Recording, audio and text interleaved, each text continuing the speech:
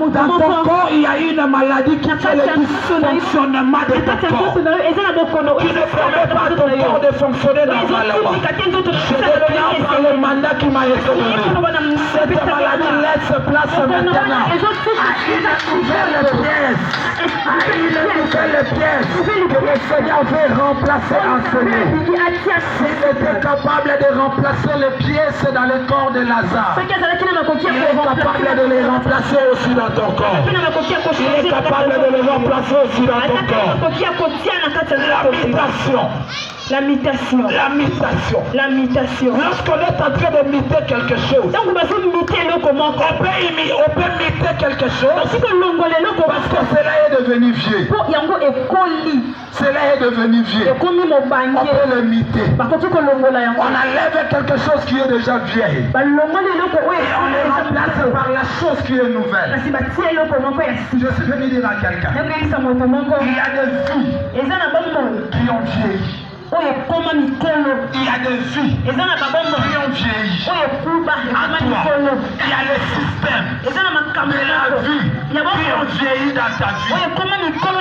Il y a des choses que tu ne veux pas, mais cela demeure encore avec toi. Cela est devenu vieux avec toi.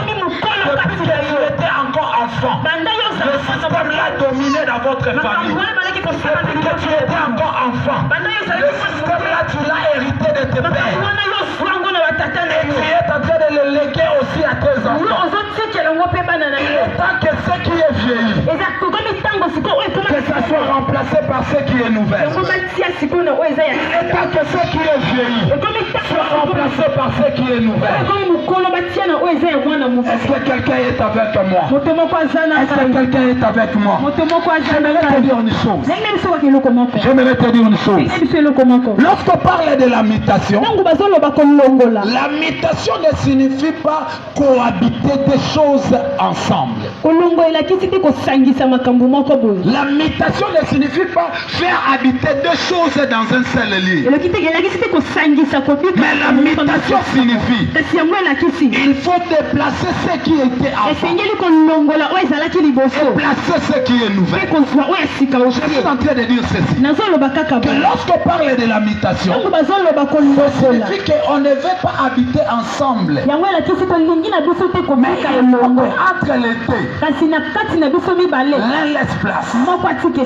Il faut qu'entre les deux, l'un puisse laisser la place. La Bible dit ceci: les ténèbres et la lumière ne peuvent pas cohabiter ensemble. Non, les ténèbres et la lumière. Les ténèbres. Les ténèbres et la lumière ne peuvent pas cohabiter ensemble. Là où il y a la lumière, les ténèbres doivent laisser place à la lumière. Là où il y a les ténèbres, là les ténèbres vont régner. Je suis en train de dire à quelqu'un, quand je parle de la mutation, je dis ceci, que les ténèbres et la lumière ne peuvent pas rester ensemble. Si les ténèbres dominaient avant, il est temps maintenant que la lumière puisse apparaître. Car la Bible dit ceci: le peuple qui était assis dans les ténèbres, ils ont vu la lumière de l'Éternel apparaître. Le peuple qui était assis dans les ténèbres, ils ont vu la lumière de Dieu apparaître. Je suis venu annoncer à quelqu'un, la lumière de l'Éternel jaillira dans ta vie. La lumière de l'Éternel jaillira dans ta vie. Qu'on le veuille ou pas, qu'on le veuille ou pas, la lumière de l'Éternel jaillira dans ton travail. Tu verras la lumière dans tes affaires. Tu verras clair dans ta famille. Tu verras clair dans ta maison. Est-ce que tu peux me dire un amen très fort? Lorsque tu es en train de travailler, tu ne travailles pas pour échouer. Tu travailles pour réussir. Parce que la Bible dit ceci: tout travail procure l'abondance. Tout travail procure l'abondance. Puisque quand tu es en train de travailler, le Seigneur doit faire éclater sa lumière dans ta vie. Recevez la lumière de Dieu. Recevez la lumière de Dieu. Recevez la lumière de Dieu. Et cette lumière va aller jusqu'à tes enfants. Les enfants de tes enfants le verront. Les enfants des enfants de tes enfants le verront. Les enfants des enfants des enfants de tes enfants le verront. Parce que la lumière de Dieu n'a pas de limite. Je déclare la lumière de Dieu en ce lieu. L'on viendra de loin. L'on viendra de loin. Les personnes viendront. Ils ne suivront pas un homme, mais ils suivront la lumière. Parce que là où il y a la gloire, là où il y a la gloire, Israël ne peut qu'aller là-bas. Il devait marcher dans les déserts pendant la journée avec la colonne de nuée. Quand ça devient la nuit, ils ne connaissent pas les chemins, mais ils suivent la lumière. Ils suivent la lumière. Et cette même colonne de nuée est devenue l'étoile brillante du matin. L'image pouvait suivre cette étoile parce que là, il y avait présence du roi des rois. Je veux terminer. S'il vous plaît, j'aimerais terminer. J'aimerais lire un verset. Je suis dans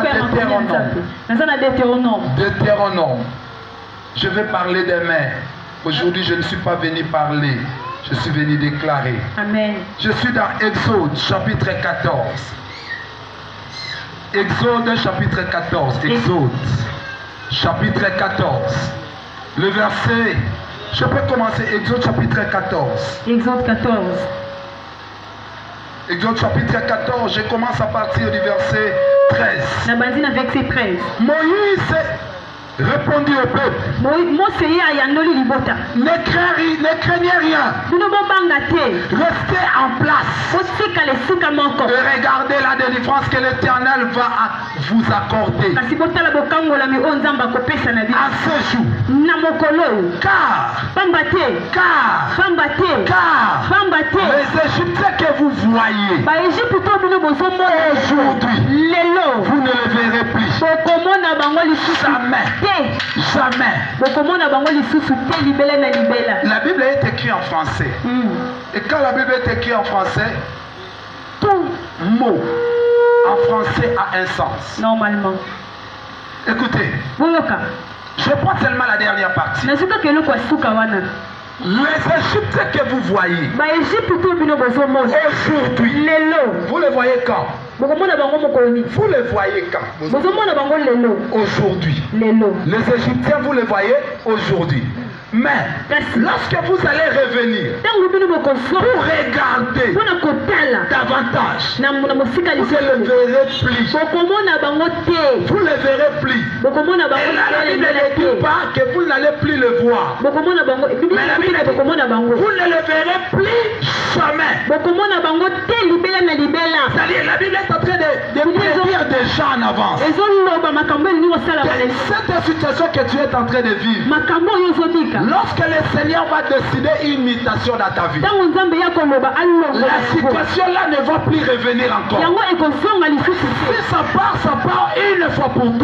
Je suis en train d'annoncer à quelqu'un que lorsque le Seigneur va faire une mutation ce soir, pendant ces 21 jours, le Seigneur va faire une mutation dans la vie de l'homme. Et cette mutation là, c'est comme le décollage. Tu quittes la RDC pour aller en Europe. Et lorsque tu quittes la RDC, tu vas en Europe. Tu ne verras plus ce que tu étais en train de voir en RDC. La situation change. Qui est de la vie change. Je vais annoncer à quelqu'un. La mutation dont je suis en train de parler, c'est une délivrance que l'Éternel est en train d'accorder. Cette délivrance que l'Éternel est en train d'accorder, il accorde pour que vous ne le voyez plus jamais.